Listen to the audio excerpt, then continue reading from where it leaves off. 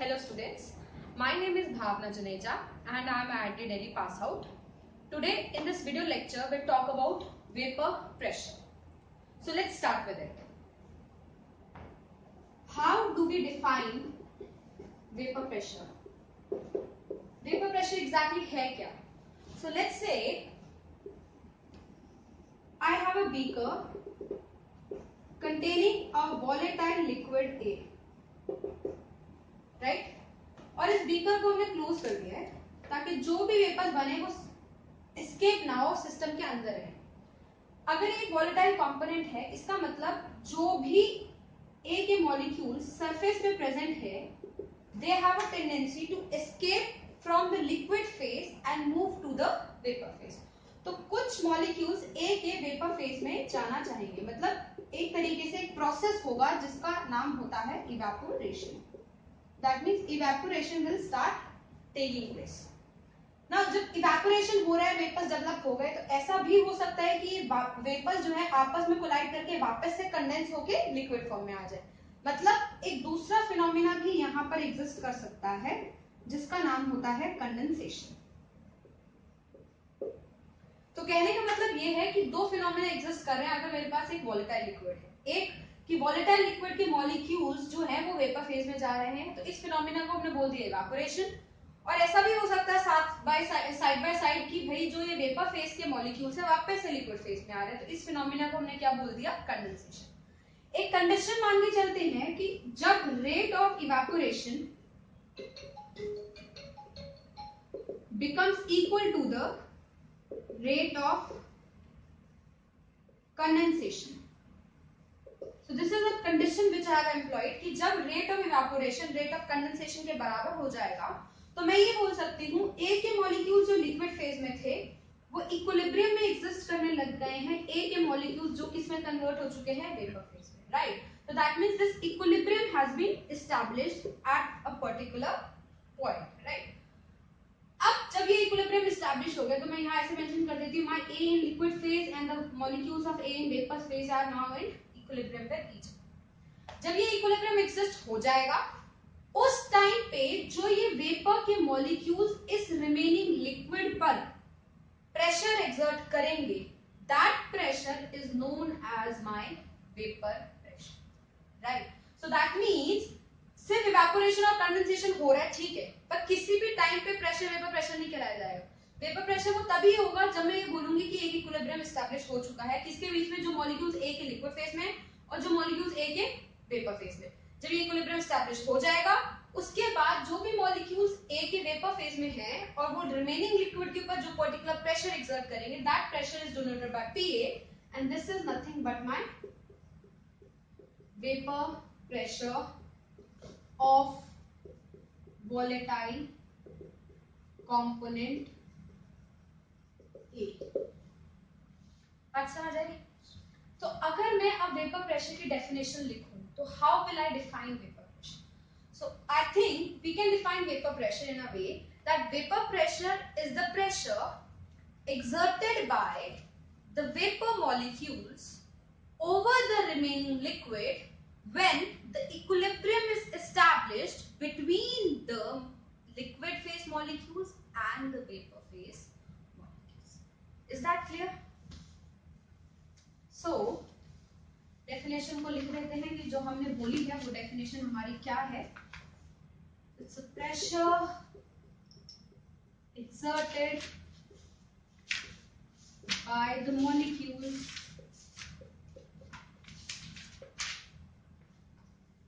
of vapors over the remaining liquid when equilibrium is established between the molecules of liquid phase and vapor phase. Right? Okay. So that means vapour pressure के लिए जो equilibrium important है वो है this equilibrium. Right? Now let's talk about factors on which vapor pressure depends. This is something very important to understand. तो हमें ये पढ़ना है कि वेपर प्रेशर बेसिकली किन किन फैक्टर्स पे डिपेंड करता है, मतलब मैं क्या फैक्टर्स बदलूं और मेरा वेपर प्रेशर बदल जाए, या फिर कुछ ऐसे फैक्टर्स जिनको बदलने से वेपर प्रेशर पे कोई फर्क ना पड़े. राइट, मुझे पता है वेपर प्रेशर इस इक्विलिब्रियम के प्रेशर को बोलते हैं. Right, so whenever an equilibrium is established, let's go back to your 11th class and let's revise what we have learned when we talked about chemical equilibrium. We know whenever an equilibrium exists, I can always write an equilibrium constant. So let's write an equilibrium constant. Let's say K for this. K is nothing but the concentration of product by reactant or concentration, maybe pressure, depending upon whether you are writing Kc or Kp. Now here I have vapors. Let me say I am writing Kp. So I can write the pressure of A divided by the pressure of A in liquid, and pressure of A in liquid will not be anything, right? So Kp would be equals to nothing but K, Pa, and my Pa is nothing but vapor pressure of A. यही है. तो कहीं ना कहीं मैं ये बोल सकती हूँ कि जो मेरा वेपर प्रेशर है वो किससे डायरेक्टली रिलेटेड है, वो इक्विलिब्रियम कांस्टेंट से रिलेटेड है. वो इक्विलिब्रियम कांस्टेंट जो आप इस पर्टिकुलर इक्विलिब्रियम के लिए लिखेंगे. और मुझे एक और भी चीज पता है कि जो इक्विलिब्रियम कांस्टेंट होता है वो कौन से फैक्टर्स पे डिपेंड करता है. My equilibrium constant is only and only dependent upon temperature. It is not dependent upon the concentration. It is not dependent upon the number of moles. It is not dependent upon the amount of pressure you have initially taken. It is not dependent upon the shape of the container. It is not dependent upon any other thing except temperature. So जब मेरा vapour pressure के equilibrium से related है, इसका मतलब मेरा vapour pressure भी सिर्फ एक ही फैक्टर पे डिपेंड करेगा, और वो फैक्टर क्या होगा? Temperature. So the factor on which my vapor pressure depends is most importantly and the only temperature. So I can say my vapor pressure is independent of all other factors, including shape of container,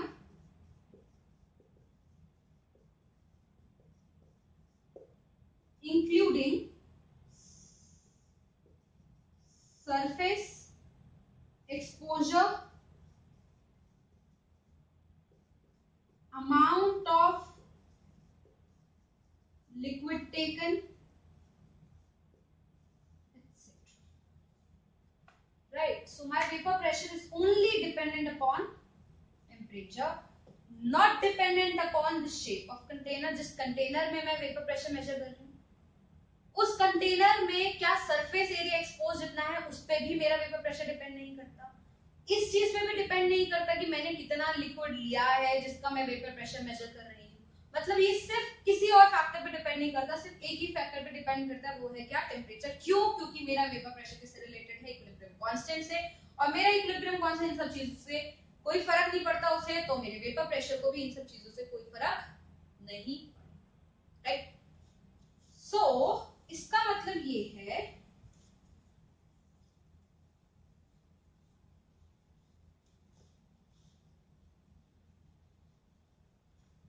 अगर मैं कुछ ऐसा container ले लूं containing a volatile liquid, या फिर कुछ ऐसा कंटेनर ले लें कंटेनिंग द वोलेटाइल लिक्विड, या कुछ अलग शेप का कंटेनर हम ले लें कुछ इस तरीके का containing a volatile liquid A. और इन सारी चीजों में अगर मैं कहूं कि यहां मैंने जो वेपर प्रेशर मेजर करा है वो है PA1, इधर जो मेजर कर रही हूँ वो है PA2, इधर जो मेजर कर रही हूँ वो है PA3. What is the relationship between these vapor pressure? My dear students, my vapor pressure is not dependent upon the surface area exposed. It is not dependent upon the shape of container.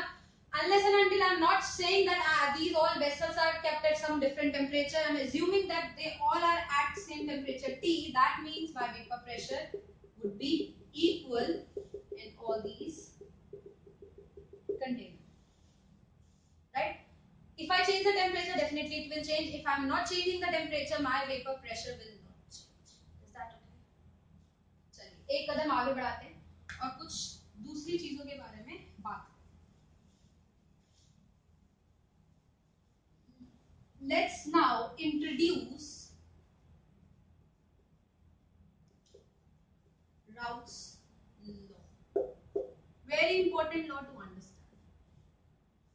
Routes law की अगर हम बात करते हैं, routes law में क्या कहता है, पहले हम सुन लेते हैं क्या बोलता है, उसके बाद में आपको डेफिनेशन बताऊंगी कि एग्जैक्टली डेफिनेशन क्या है. राउट्स लॉ हमें ये कहता है कि किसी भी वोलेटाइल कंपोनेंट का जो वेपर प्रेशर होगा, वो वेपर प्रेशर उस लिक्विड के मोल फ्रैक्शन के बराबर होगा, मतलब उसके बेसिकली प्रोपोर्शनल होगा. कहने का मतलब ये है कि suppose some vapors are formed and there is equilibrium between A in liquid phase with the A in vapor phase. Equilibrium establish हो चुका है. यहाँ पर एक प्रेशर हम इस टाइम मेजर कर रहे हैं, वो है मेरा vapour pressure which is PA. So Raoult's law says this vapor pressure would be proportional to mole fraction of A, right? Now what is this mole fraction of A? दो तीन चीजें समझनी है. ये मोल फ्रैक्शन A का है liquid phase में. That means here whatever is the mole fraction of A, that is proportional to my vapor pressure, right? So according to Raoult's law, vapor pressure of any volatile component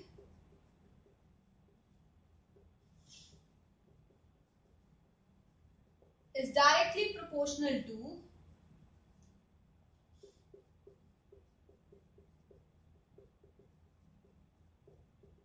mole fraction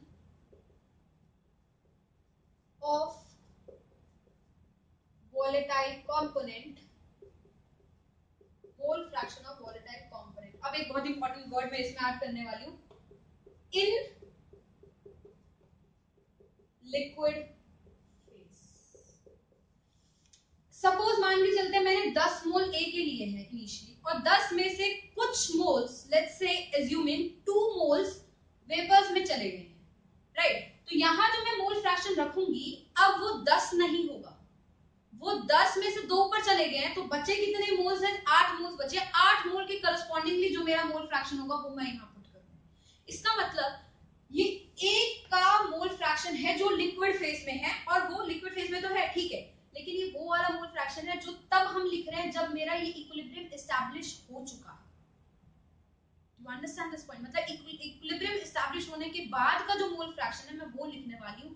वो mole fraction नहीं लिखूंगी जो initially mole fraction था A का जो मैंने लिया था, और वो भी नहीं लिखूंगी वो A के मोल फ्रैक्शन जो वेपर फेज में, वो भी मेंशन नहीं करूंगी. मैं सिर्फ वो मोल फ्रैक्शन मेंशन करूंगी जो A का लिक्विड फेज में है, और वो भी तब जब मेरा इक्विलिब्रियम एस्टैब्लिश हो चुका है.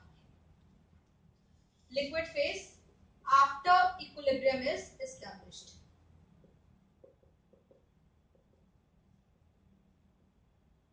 So this is my actual definition of Raoult's law. ठीक, इतनी बात समझ आ गई? तो इसका मतलब my PA would be proportional to XA. Now if I remove this proportionality constant, I can introduce a constant which is P naught A XA. फिलहाल के लिए आप बस इतना समझिए कि ये P naught A कुछ नहीं है, एक constant जो मैंने इंट्रोड्यूस करा है इस proportionality constant को हटा के. इस proportionality को equal में बदलने के लिए जो constant इंट्रोड्यूस करा है उसी को हमने क्या बोला है? P naught A. P naught A किसको सिग्निफाई करता है वो एक स्टेप बाद समझेंगे, बट अभी फिलहाल के लिए this is just a constant, and this is my expression for Raoult's law where PA is nothing but vapor pressure of A, P naught A is a constant, and XA is the mole fraction of A in liquid phase. ठीक, अब एक कदम आगे चढ़ते हैं और numerical solving purpose से बात करते हैं.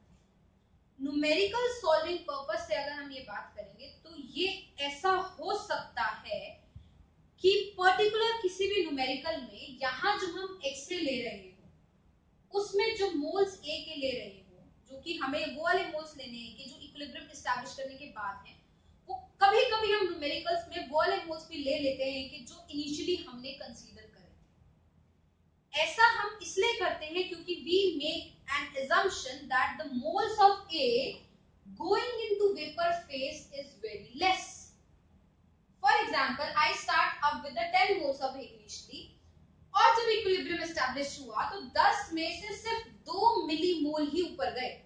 So 10 moles minus 2 millimoles would be approximately equals to 10 moles. So we can somewhere in certain numerical, unless and until it is not mentioned, I will be taking XA as the mole fraction of A which was initially present. But if my question is itself saying कि इतने moles चले गए हैं and that I can subtract, तो मैं इस चीज का ध्यान रखूंगी कि इक्विलिब्रियम एस्टैब्लिश करने के बाद हमारे ठीक, तो अपने क्वेश्चन की नीड के हिसाब से हम क्वेश्चन को आंसर करें। Is that clear?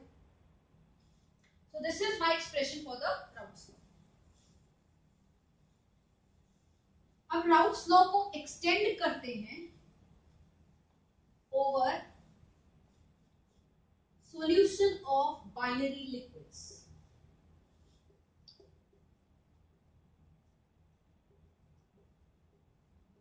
Binary liquids का मतलब क्या है? दो लिक्विड का सोल्यूशन, राइट? दो liquid, let's say my two liquids are A and B, and assuming that both the liquids which I am taking are my volatile liquids. ठीक, तो इसका मतलब ये है कि एक लिक्विड हमने A और B दोनों ही वॉलेटाइल लिए हैं, मोल्स A के भी ऊपर गए हैं, B के भी ऊपर गए हैं। A वाले जो ऊपर गए हैं वो अपना प्रेशर लगा रहे हैं, B वाले जो ऊपर गए हैं वो अपना प्रेशर लगा रहे हैं। ठीक, इस टाइम पे जो मैं प्रेशर मेजर करूंगी सिस्टम का वो टोटल वेपर प्रेशर होगा, क्योंकि उसमें कंपोनेंट A का भी होगा और उसमें कंपोनेंट B का भी होगा। सो मेरा राउल्ट्स लॉ बाइनरी लिक्विड्स का ये कहता है कि जब A और B को आपने मिक्स कर दिया, A के मोल्स ऊपर गए हैं वेपर्स में, B के मोल्स भी ऊपर गए हैं वेपर में, पर A के मोल्स B को डिस्टर्ब नहीं कर रहे हैं और B के मोल्स A को डिस्टर्ब नहीं कर रहे हैं। तो A के जो ऊपर गए हैं वो अपना प्रेशर लगाते जा रहे हैं और B के जो ऊपर गए हैं वो अपना प्रेशर लगाते जा रहे हैं। तो कहीं ना कहीं इफ यू कैन रिकॉल, हमने गैसियस स्टेट में बात करी थी Dalton's law of partial pressure की।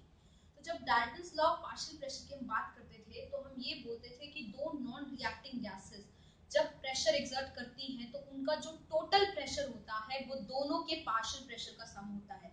क्योंकि वो नॉन रिएक्टिंग है तो पहली गैस दूसरे को डिस्टर्ब नहीं करेगी, दूसरी पहले को डिस्टर्ब नहीं करेगी, तो उसका प्रेशर इंडिपेंडेंट, उसका प्रेशर इंडिपेंडेंट, ऐड कर दो total pressure. Exactly same case यहाँ पर है, क्योंकि A के वेपर्स B को डिस्टर्ब नहीं करेंगे, B के A को डिस्टर्ब नहीं करेंगे, तो उसी हिसाब से अगर हम चलेंगे तो टोटल प्रेशर, वेपर प्रेशर जो हम मेजर करेंगे वो PA और PB का एडिशन हो जाएगा, where PA would now be called as partial vapor pressure of A and PB is now called as partial vapor pressure of B and PT is now known as total vapor pressure of mixture of A and B, right? Individually पे Raoult's law लगा देते हैं तो PA मेरा बन जाएगा P naught A X A और PB मेरा होना चाहिए P naught B X B। तो मेरा एक्सप्रेशन हुआ PT equals to P naught A X A plus P naught B X B। This is my expression for the Raoult's law of binary liquids. Very good. अच्छा, अभी तक मैंने आपको P naught A और P naught B के बारे में information नहीं दी, मैंने सिर्फ आपको ये बोला कि P नॉट A और P नॉट B क्या है। P नॉट A और P नॉट B अभी आप मान के चलो कि ये कांस्टेंट है। अब हम इस स्टेज पर आ गए हैं कि हम P नॉट A और P नॉट B का फिजिकल सिग्निफिकेंस की बात कर सकते हैं। तो अगर मैं इनकी फिजिकल सिग्निफिकेंस की बात करूं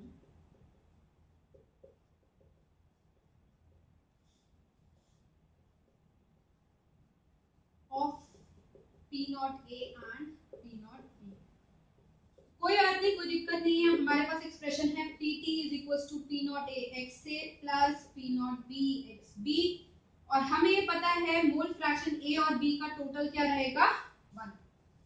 ठीक, तो इसका मतलब अगर मैंने मोल फ्रैक्शन A का 0 माना, इसका मतलब मोल फ्रैक्शन B का क्या हो जाएगा अल्टीमेटली 1। मतलब सिर्फ क्या प्रेजेंट है सिस्टम में, pure B and there is no A। ये मतलब वो जाए, ये 0 हो जाए, ये 1 हो जाए, तो मेरा पीटी किसके बराबर हो जाएगा? पी नॉट बी के,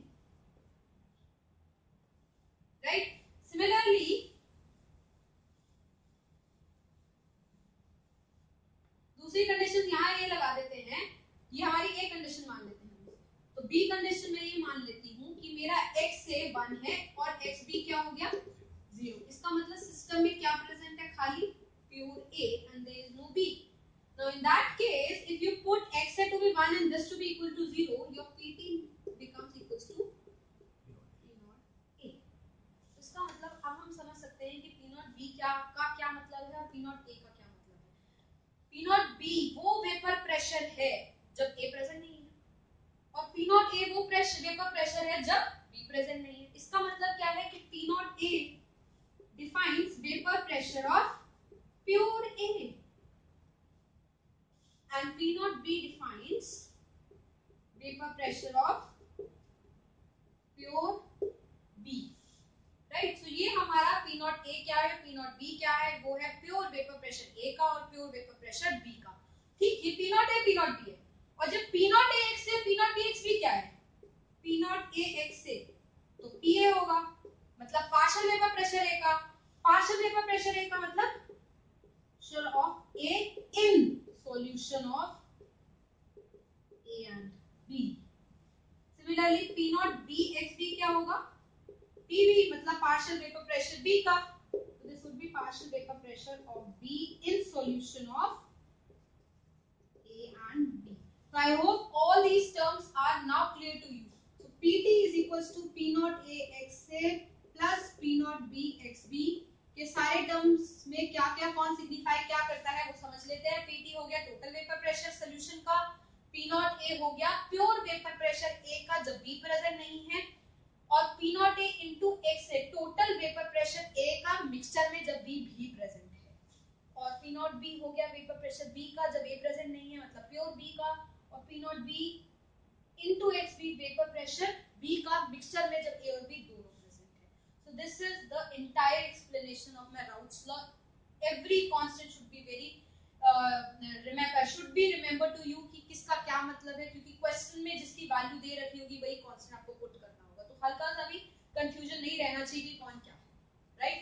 so this is about my solution of binary solution of liquid and liquid. Keeping in mind the binary solution दोनों लिक्विड्स का, दोनों लिक्विड्स जो है वो मेरे वोलेटाइल।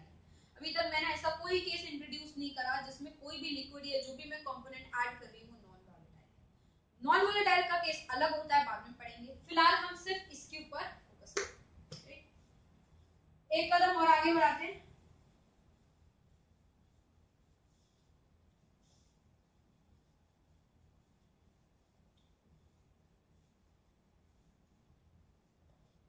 इस पिक्चर को ध्यान में रखते हुए कि ए और बी का वोलेटाइल कंपोनेंट का मिक्सचर है, इक्विलिब्रियम एस्टैब्लिश हो चुका है, यहाँ पे कुछ ए के वेपर्स है लेट्स से और ये कुछ बी के वेपर्स है, मैं क्रॉस से डिफाइन कर रही हूँ कुछ ऐसे, ए और बी के इक्विलिब्रियम यहाँ एस्टैब्लिश। तो इस लिक्विड में एक्स ए होगा मोल फ्रैक्शन ए का जब इक्विलिब्रियम एस्टैब्लिश हो गया है, एक्स बी होगा मोल फ्रैक्शन बी का जब इक्विलिब्रियम एस्टैब्लिश हो गया, और ये दोनों लिक्विड फेज के मोल फ्रैक्शन। सिमिलरली यहाँ पर जो ए गया है मेरा वेपर में उसका मोल फ्रैक्शन YA होगा, जो बी गया है वेपर्स में उसका मोल फ्रैक्शन क्या होगा YB। तो ये XA और XB मोल फ्रैक्शन थे ए और बी के लिक्विड फेज में, यहाँ पर YA और YB मोल फ्रैक्शन हो गए ए के वेपर फेज में। तो XA और XB तो मैं निकाल सकती हूँ। सिमिलरली अब मुझे थोड़ा सा ध्यान देना पड़ेगा कि ये YA और YB कैसे निकाले जाएंगे, right. So for calculation of YA and YB, again I will take help of Dalton's law of partial pressure। फिर से रिकॉल करते हैं Dalton's law of partial pressure क्या कहता था। According to this Dalton's law of partial pressure of any gas let's say P is equal to mole fraction of gas into the total pressure। ये है मेरा Dalton's law of partial कि partial pressure of any gas is equals to the mole fraction of gas into the total pressure. ठीक, ये है मेरा partial pressure of gas.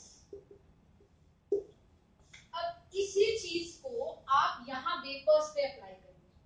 ठीक, इसी चीज को अगर मैं वेपर्स पे अप्लाई करूंगी तो मैं बोलूंगी ये जो ए के वेपर्स बने हैं ये पार्शियल वेपर प्रेशर एक्सर्ट कर रहे हैं पीए. इसका मतलब फॉर ए के रिस्पेक्ट में मैं बात करूं तो पार्शियल प्रेशर जो होगा वो वेपर प्रेशर बदल चुका, वो क्या है मेरा पीए. ये बराबर होगा मोल फ्रैक्शन ऑफ गैस, मतलब फिलहाल mole fraction of A in vapour phase, वो है मेरा YA into the total pressure, तो जो है हमारा total vapour pressure which is again my PT. सो मैं यहां से फॉर्मूला निकाल सकती हूँ कि मेरा YA क्या होगा PA अपॉन PT. ध्यान रखा जाए PA है मेरा पार्शियल वेपर प्रेशर मतलब P नॉट A XA और PT है मेरा टोटल वेपर प्रेशर जो कि होगा P naught A XA plus P naught B. So this YA can easily be calculated using this formula. So YA is nothing but the vapor pressure of A in vapor phase. So YA can be written as my P naught A XA divided by P naught A XA plus P naught B XB. Right? Similarly, जैसे YA लिखा है वैसे हम एक और चीज लिख सकते हैं क्या YB. तो मेरा YB कैसे लिखा जाएगा?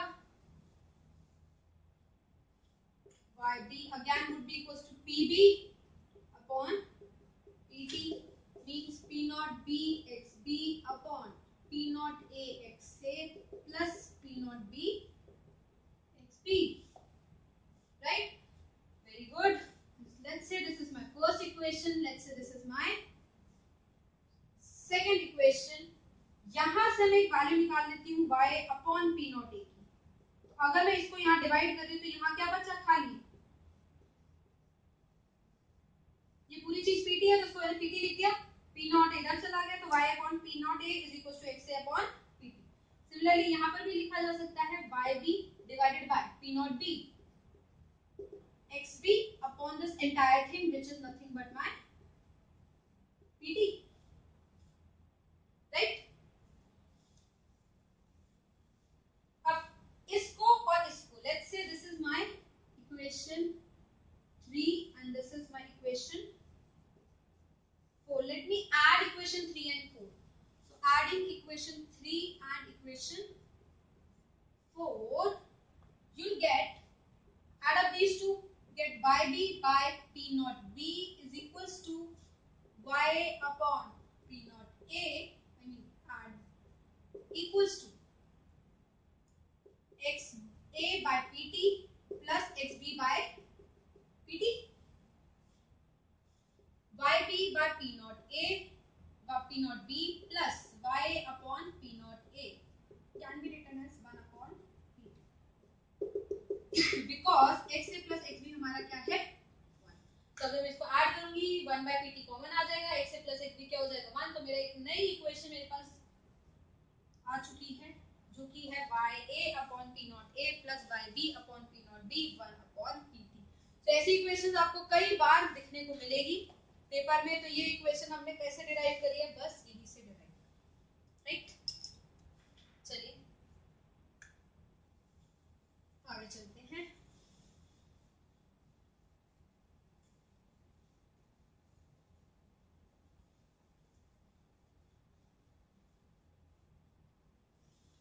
कुछ ग्राफ्स, ग्राफिकल रिप्रेजेंटेशंस कर लेते हैं या फिर थोड़ा सा ग्राफ के बारे में जानकारी ले लेते हैं. तो ग्राफ्स, जो इनसे रिलेटेड हम ग्राफ्स बनाएंगे, जो इन इक्वेशन से रिलेटेड हम ग्राफ्स बना सकते हैं. सबसे पहला ग्राफ जो हम बनाने वाले हैं वो बनाने वाले हैं PT वर्सेस XA का ग्राफ, और you can say PT versus XB का ग्राफ, व्हाटएवर, किसी एक कांस्टेंट. सो PT और XA का एक रिलेशनशिप मुझे पता है कि PT होता है P naught A XA plus P naught B XB. क्योंकि मुझे सिर्फ XA चाहिए XB नहीं चाहिए तो मैं इस इक्वेशन लगा लेती हूँ कि x A plus x B मेरा 1 है, तो एक्स बी को लिखा जा सकता है 1 माइनस एक्स ए। इसको यहाँ पुट कर देते हैं तो पीटी बन गया मेरा P naught A X A plus P naught B 1 minus X A. So PT becomes equals to P naught A X A plus P naught B minus P naught B X A. X A को common ले लेते हैं, so P naught A minus P naught B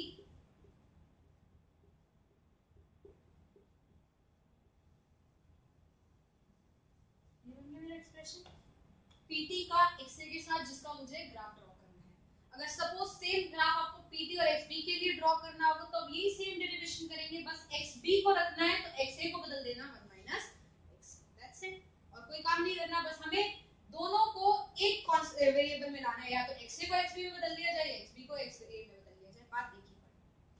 फिलहाल के लिए मैंने XB को XA में बदल दिया तो मेरे पास ये एक्सप्रेशन आ गया कि PT is P naught A minus P naught B XA plus P naught B। Very good. अब इसको y equals to mx plus c के ग्राफ्स के साथ स्ट्रेट लाइन की जो इक्वेशन होती है उसके साथ कंपेयर करते हैं, तो y एक्सिस पे हम रखेंगे PT, x एक्सिस पे रखेंगे हम XA, तो m किसके बराबर होगा? P naught A minus P naught B के, तो m हुआ बराबर P naught A minus P naught B के, और जो इंटरसेप्ट है C वो किसके बराबर होगा? P naught, right. तो ग्राफ ड्रॉ करते हैं, y एक्सिस पे रखा PT, x एक्सिस पे रखा XA, और मान रही हूं कि x एक्सिस पे XA इस डायरेक्शन में बढ़ रहा है। तो ये बात कॉमनली अंडरस्टूड है कि भाई ये XA इधर बढ़ रहा है तो इधर XA मेरा क्या हो जाना चाहिए? 0, और XA मैक्सिमम वैल्यू कितनी ले सकता है? 1, सो XA इधर क्या कितना हो जाएगा? 1। पर मेरा XB भी तो होगा, तो अगर XA 0 है तो ऑब्वियसली XB क्या होगा? 1, और अगर यहाँ XA 1 है तो ऑब्वियसली XB क्या होगा? यहाँ पे 0। तो आप देख रहे हो मैंने एक्सिस XA की लिखी है लेकिन XA और XB दोनों को ही मेंशन करा, क्योंकि मिक्सचर तो आखिर मेरा A और B दोनों का ही है, ठीक। अब इसको y = mx plus c से अगर मैं कंपेयर करती हूं तो भाई साहब स्लोप क्या है मेरा? P naught A minus P naught B का स्लोप है। अब ये स्लोप पॉजिटिव है या नेगेटिव?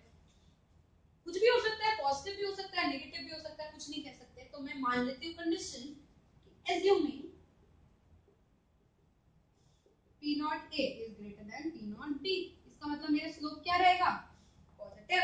ये मैंने माना है अपनी तरफ से, मैं ऐसा भी मान सकती थी कि नेगेटिव स्लोप नेगेटिव हो जाता, कोई टेंशन नहीं है, दोनों ही चीजें मानेंगे, लेकिन फिलहाल के लिए माना है कि P naught A ग्रेटर है P naught B से। इसका मतलब क्या है?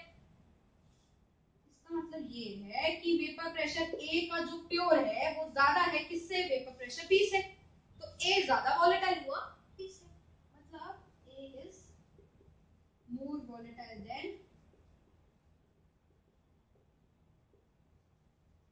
B, ये मान लिया मैंने, ठीक। वेरी गुड, मतलब A more volatile है B से, ठीक है। P naught है प्योर वेपर प्रेशर A का, मतलब B नहीं होना चाहिए, तो यहाँ पर जहां आपको दिख रहा है XA 1 है, वहां B नहीं है, तो इस प्रेशर की एक्सिस पे जो प्रेशर होगा वो किसके बराबर होगा? P naught A के, और मुझे पता है P naught A ज्यादा है, तो लेट्स से यहाँ कहीं है मेरा P naught A, so let me say this is P naught A। Similarly P naught B कम है, मतलब नीचे होगा कहीं, और इस एक्सिस पे ड्रॉ करेंगे क्योंकि यहाँ पर सिर्फ B है और A नहीं है, so let's say this is my P naught B, right? Now I know this equation is a straight line, so this would be a straight line between these things. So you can say now intercept you can see is C, which is P naught B. So this is my graph when I draw between PT and XA, assuming that my A is more volatile than B, so my slope is positive, and this slope is nothing but P naught A minus P naught B. Clear हो गया? ठीक है, very good. दूसरी condition भी आपको दिखा देते हैं कि दूसरी कंडीशन के साथ हमारा स्लोप कैसे जाएगा।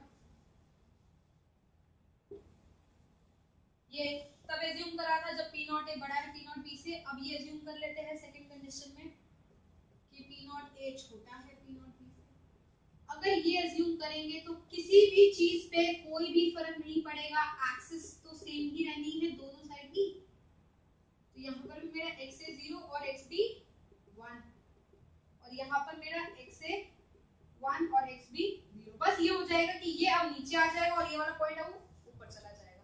दैट मींस ये वाला पॉइंट आ गया यहाँ पे p नॉट b, ये वाला पॉइंट आ गया यहाँ पे p नॉट a। अब मेरा ग्राफ हो गया नेगेटिव स्लोप का। Intercept is still p naught b, slope is negative because I've assumed that p naught a is less than p naught b, बस स्लोप की वैल्यू तो सेम ही रहेगी, ये रहेगी स्लोप की वैल्यू, राइट। सो इस तरीके के दो ग्राफ्स हम ड्रॉ कर सकते हैं pt वर्सेस xa के साथ, ठीक। अब आप एक बार ट्राई करिएगा pt वर्सेस xb का ग्राफ क्या होगा, ठीक। तो ये मैंने आपको xa का दिखा दिया, बस आपको कुछ नहीं करना, जो भी एक्सप्रेशन हमने लिखा था उस एक्सप्रेशन में आपको xb चाहिए तो आप xa को 1 - xb लिख दीजिए और क्वेश्चन आपका सॉल्व हो जाएगा। और इसी तरीके से आप दो केसेस बना के अपने ग्राफ्स ड्रॉ कर सकते हैं, राइट। चलिए एक कदम और आगे बढ़ते हैं।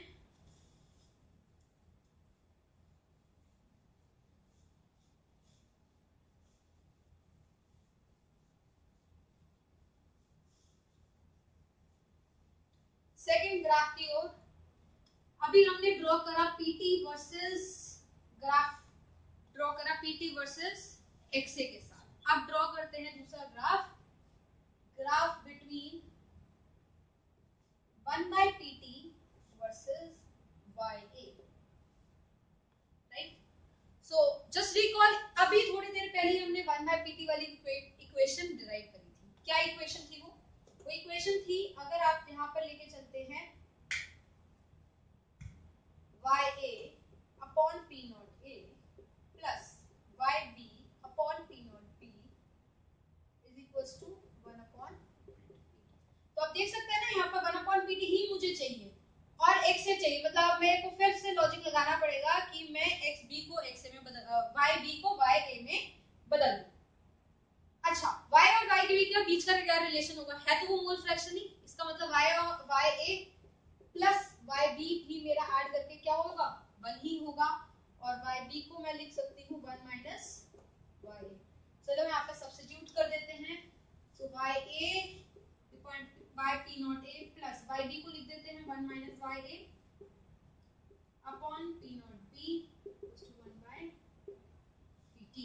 so 1 upon pt can be written as p naught a p naught b LCM ले लिया, से बना p naught b by a plus p naught a 1 minus y, right। so 1 upon pt would be equals to p naught b by a plus p naught a minus p naught a by a upon p naught a plus p naught a into p naught b। so 1 upon pt is equals to, now ये y की values को हम common ले लेते हैं, तो p naught b minus p naught a by a plus p naught a divided by p naught a p naught b। अब इसको इसके नीचे भी रख सकते हैं, इसको इसके नीचे भी रख सकते हैं, तो मेरा इक्वेशन चेंज हो जाएगा ऐसे। अब इसको इसके नीचे रखेंगे तो हो जाएगा 1 by p नॉट a, इस वैल्यू को इसके नीचे रखेंगे तो 1 by p naught b, common है ya plus 1 by p not, ये बन गई equation. So now I can see that I have an equation between 1 by pt which I want and ya, and this equation can also be equated to y equals to mx plus c, which is the equation of the straight line। So on y axis I'll be keeping 1 by pt, on x axis I'll be keeping ya, और मेरा slope होगा 1 by p naught a minus 1 by p naught b, और मेरा intercept होगा 1 upon p not, right.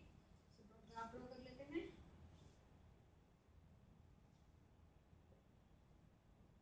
So this is ya on this axis, obviously ya मतलब minimum value ya की 0 और maximum value ya की क्या होगी 1, b भी तो प्रेजेंट है, तो अगर a 0 ya 0 है तो yb क्या हो गया 1, और इधर yb क्या हो गया 0। वेरी गुड, 1 by pt किस एक्सिस पे है, so this is y equals to mx plus c straight line. ये ध्यान रखिए, अब मेरे को स्लोप की वैल्यू डिसाइड करनी पड़ेगी कि मेरा स्लोप पॉजिटिव है या फिर मेरा स्लोप नेगेटिव। कोई बात नहीं, assumption मान के चलते हैं, जो हमने पहले केस में मानी थी वैसी ही एक चीज। Let's assume that my slope is positive. So 1 by P naught A is greater than 1 by P naught B. अच्छा, इसका क्या मतलब निकलता है कि 1 by P naught A बड़ा है, इसका मतलब P naught A तो कम है, P naught A कम है, इसका मतलब कौन ज्यादा वोलेटाइल है? B is more volatile. ये मतलब हुआ ना। तो यहां पर अगर आप x a को 0 कर दे तो इंटरसेप्ट क्या बनेगा? 1 अपॉन P naught B. तो 1 अपॉन P naught B मेरा है छोटा, इसका मतलब कहीं यहां पर होगा, और इसको अगर 1 कर देंगे तो 1 by P naught A जो कि कुछ यहां पर होगा, और इससे बड़ा है तो इसका मतलब ग्राफ कैसे आएगा? इस तरीके से स्ट्रेट लाइन, राइट। इसमें स्लोप हो जाएगा मेरा m which is positive is equals to 1 upon P naught A minus 1 upon P naught B. Check कर लीजिए, intercept 1 upon P naught B आ रहा है, राइट। सिमिलरली सेकेंड assumption के साथ भी ग्राफ बन सकता है।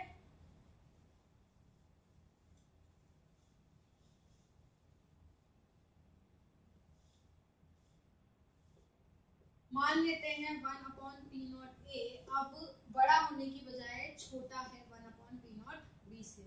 इसका मतलब सीधी सी बात ये निकलती है कि P naught A बड़ा है किससे? P naught B से। तो वोलेटाइल कौन है? A. So A is more volatile than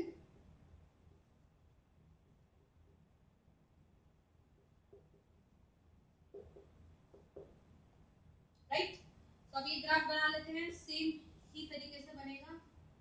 YA यहाँ पर, YA यहाँ पर है 0, YB यहाँ पे क्या है 1, YA यहाँ पर हो गया 1, YB यहाँ पे क्या हो गया 0। बस अब फर्क ये हो गया कि ये 1 अपॉन P naught B ऊपर चला गया है, 1 अपॉन P naught A थोड़ा नीचे आ गया है, और स्लोप क्या हो चुका मेरा नेगेटिव। बट स्लोप का जो वैल्यू है, मैग्नीट्यूड की बात करेंगे, वो तो हमारा सेम ही रहेगा, इसके बराबर।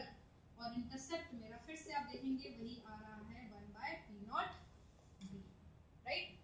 तो दो तरीके की ग्राफ आपने स्टडी कर ली कि अगर मैं PT वर्सेस XA का ग्राफ ड्रॉ करती हूँ तो भी स्ट्रेट लाइन आता है, 1 by PT वर्सेस YA का ग्राफ ड्रॉ करती हूँ तो वो भी स्ट्रेट लाइन आता है। Is that clear?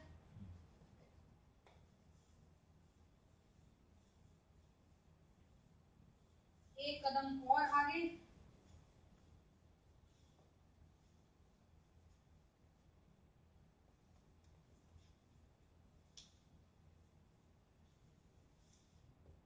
Third graph जो कि बहुत ही ज्यादा इंपॉर्टेंट है, और ये ग्राफ बनाने से के लिए पहले हमें कुछ डेरिवेशन करनी पड़ेगी, फिर हम बात करेंगे, राइट।